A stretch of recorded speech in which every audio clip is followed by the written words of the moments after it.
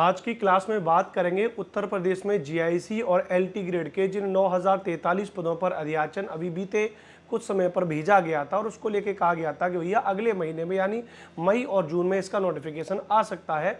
तो उसके बारे में चर्चा करेंगे कि 9043 पदों में जिन 7385 पद एलटी ग्रेड के थे और 1658 पद जिसमें प्रवक्ता के थे। प्रवक्ता यानी जो 11वीं और 12वीं के बच्चों को पढ़ाते हैं, एलटी ग्रेड जो 9वीं और 10वीं के बच्चों को पढ़ाते हैं। तो इसको लेकर के आज की क्लास में हम लोग चर्चा करेंगे। आप सभी को नमस्ते नमस्कार, मेरा नाम अनुपम भारद्वाज है। आप जिस चैनल पर ये क्लास देख रहे हो एसएसटी बाय अनुपम सर मेरा पर्सनल चैनल है। जानकारी सटीक और सही लगे तो प्लीज़ चैनल को सब्सक्राइब आप सभी लोग ज़रूर करिएगा। तो बात करेंगे 9043 पदों पर, तो एक एक करके बात करेंगे। सबसे पहले कि ये भर्ती का माजरा क्या है, फिर वापस से आएंगे। एलटी ग्रेड और प्रवक्ता के 9043 पदों पर भर्ती होगी। यह कटिंग आपने खूब देखी होगी और मैंने भी आपको 15 से 20 दिन पहले इस पर वीडियो बना करके बताया भी था, जिसमें मैंने आपको बताया था कि राजकीय माध्यमिक विद्यालयों में शिक्षक भर्ती अब आने की प्रतीक्षा कर रहे प्रतियोगियों का इंतजार खत्म होने वाला है। शिक्षा निदेशालय ने समकक्ष अर्हता विवाद निस्तारित कर सहायक अध्यापक एलटी और प्रवक्ता के 9043 पदों पर भर्ती के लिए अधियाचन सोमवार को उत्तर प्रदेश लोक सेवा आयोग को भेज दिया है। अब यहाँ पे हमें कोई थोड़ा स्टैंड करना है।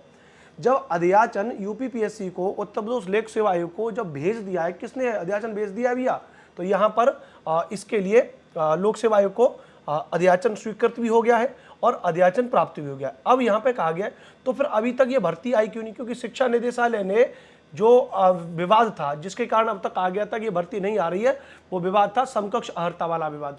अब समकक्ष अर्हता वाले विवाद को हटा दिया, वो शब्द ही वहाँ से हटा दिया, साफ बात कह दी कि ये डिग्री होनी चाहिए। पहले क्या होता था कि फलानी डिग्री चाहिए या उनके समकक्ष डिग्री मान्य होगी, अब समकक्ष डिग्री वाला हटाई दिया क्लॉज। तो जब शिक्षा निदेशालय ने आयोग को अधियाचन भेज दिया है 9043 पदों पर, फिर आयोग कर क्या रहा है, आयोग क्यों उसको लेकर के वैकेंसी नहीं निकाल रहा है। अब यहाँ पर कह रहा है कि भैया कि अब रिक्त पदों के सापेक्ष आयोग भर्ती विज्ञापन जारी करेगा। तो भर्ती विज्ञापन जारी करेगा तो 9043 पदों में से महिला के लिए 2525 एलटी ग्रेड में है और पुरुष के लिए 4860 एलटी ग्रेड में है। महिलाओं के लिए 836 पद प्रवक्ता में और पुरुष के लिए 822 पद प्रवक्ता में। इन टोटल 1658 पद आपके प्रवक्ता के हो जाएंगे, 7385 पद आपके एलटी के हो जाएंगे। अब इसमें जब ये भेजा है, पूरी जानकारी इसमें जब दी गई थी और आपने एक न्यूज़ की कटिंग और देखी थी, जिस न्यूज़ की कटिंग में कहा गया था भैया कि जीआईसी में प्रवक्ता भर्ती के लिए बीएड को अनिवार्य कर दिया। पहले क्या नहीं था, पहले बीएड को अनिवार्य नहीं था। और इसी कटिंग में जब आप नीचे देखोगे यहाँ पे, तो यहाँ पे लिखा हुआ है, आप इसको देखोगे, मैं इसको जूम करवा दूंगा और एक बार मैं कोशिश करता हूँ खुद से, अगर इसको एक बार जूम हो जाता है तो अच्छा काफ़ी बड़ा हो गया। चलिए एक बार इसको सीधा करने का प्रयास करते हैं, ठीक है। तो अगर आप इसमें यहीं पे देखोगे तो इसमें यहाँ पर भी लिखा हुआ है भैया कि उत्तर प्रदेश लोक सेवा आयोग को प्रवक्ता के 1658 और के रिक्त पदों का अधियाचन भेजा और अगले महीने भर्ती के लिए आवेदन शुरू होने की उम्मीद है। यहाँ पर क्या कहा गया भैया, यहाँ पर कहा गया भैया कि अगले महीने भर्ती आवेदन शुरू होने की उम्मीद है। ये अप्रैल मई में कहा गया। अब अप्रैल मई में कहा गया तो अब जून तो चल ही रहा है, इस महीने इसका क्या होना चाहिए भैया, नोटिफिकेशन आना चाहिए। इस तरह की बात इन्होंने यहाँ पर की गई थी, लेकिन अभी तक क्या है, अभी तक हमको कोई भी इस तरीके का नोटिफिकेशन देखने को नहीं मिला है। ऊपर से चलो ये तो आयोग है, ऊपर से जो दूसरा हमारा शिक्षा सेवा चयन आयोग बना है जो उत्तर प्रदेश की भर्ती कराने के लिए, वो तो पीजीटी टीजीटी की पुरानी वाली भर्ती नहीं करा पा रहा 2022 में। उन्होंने पीजीटी की भर्ती जो 18 और 19 जून को बनी थी उसको भी उन्होंने कैंसिल कर दिया। तो अब यहाँ पे समझने वाली बात ये है कि तो क्या अब ये जो भर्ती है, क्या ये जून में आएगी भर्ती, पहली बात तो ये समझना है। दूसरा, अच्छा ये बात आप जानते हैं कि एलटी ग्रेड की जो पिछली वाली भर्ती हुई थी वो 2018 में हुई थी 10,000 कुछ पदों पे, जिसमें केवल एक ही पेपर कराया गया था, जिसमें 120 नंबर का आपका सब्जेक्ट था प्लस 30 नंबर का आपका कॉमन पेपर था, है ना, जिसमें जीएस का पेपर था, जिसमें जीएस के बाकी के पेपर आते थे। तो 150 नंबर का पेपर था आपका और एक ही पेपर हुआ था। अच्छा, जीआईसी का प्रवक्ता यानी प्रवक्ता का पेपर तो हमेशा से प्री और मेंस में हुआ है। तो पहले एक प्री का पेपर हुआ, मेंस का। प्री में क्या है, 80 और 40 का हिसाब किताब है। 80 नंबर का सब्जेक्ट बन जाता है और 40 नंबर का आपका जीएस का पेपर बन जाता है ना। फिर उसके बाद आपका मेंस का तो पेपर है ही है।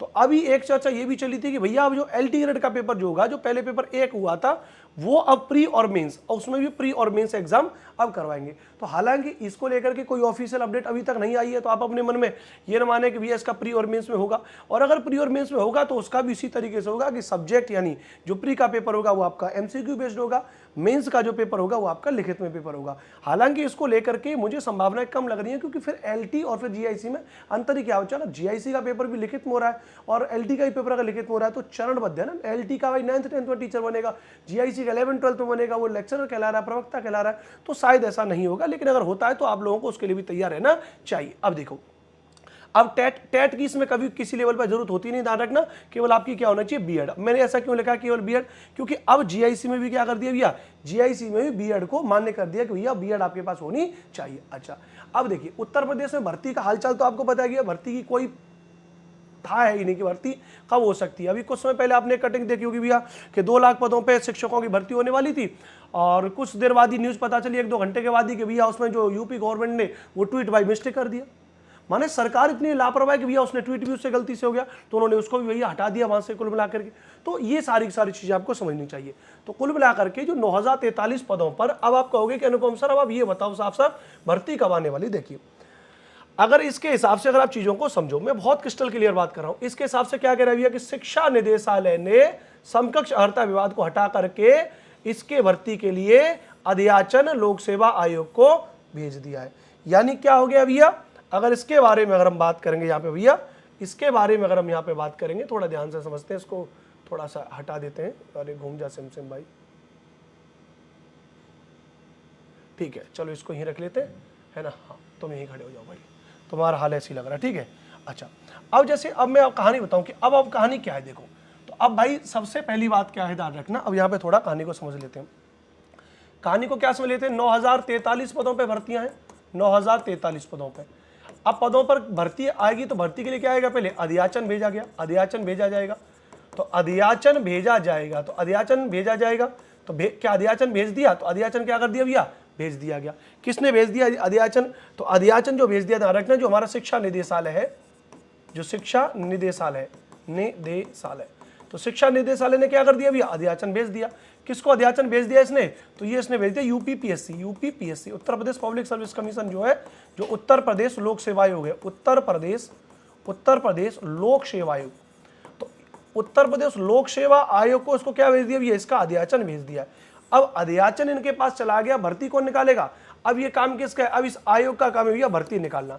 अब आयोग के कहा गया था भैया कि भर्ती उम्मीद क्या बताई जा रही थी, तो उम्मीद बताई जा रही थी भैया कि जून में उम्मीद इसकी बताई जा रही थी कि भैया नोटिफिकेशन इसका आ सकता है। लेकिन हालांकि अभी तक इस तरह की कोई बात नहीं कही है, लेकिन पॉसिबिलिटी है कि भर्ती आ जाए, पॉसिबिलिटी है कि भैया भर्ती आगे टल जाए, क्योंकि भाई लास्ट एलटी की भर्ती 2018 में हुई थी और लास्ट जीआईसी की भर्ती 2021 में हुई थी।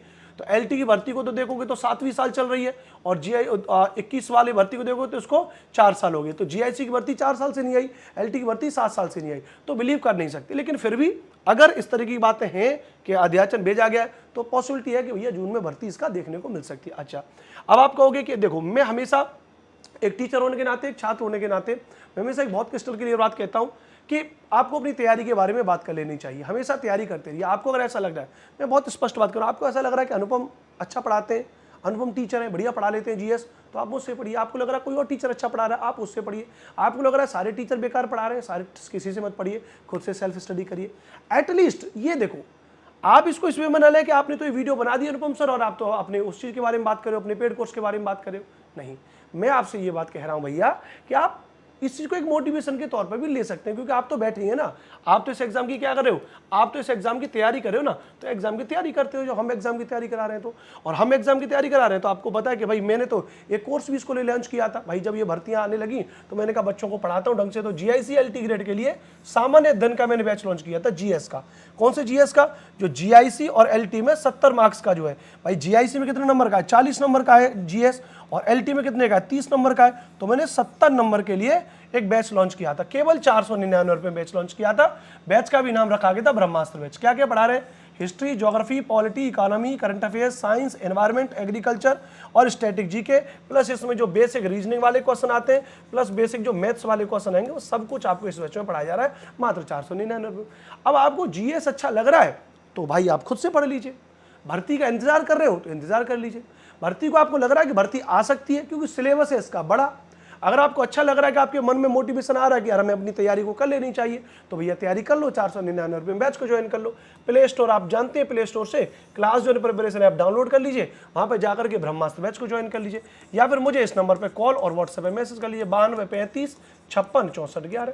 इस 499 के बैच में भैया आपको पूरी संपूर्ण जीएस की तैयारी तब तक करा दूंगा। तैयारी इसी बहाने, मैं ये नहीं कर रहा हूँ।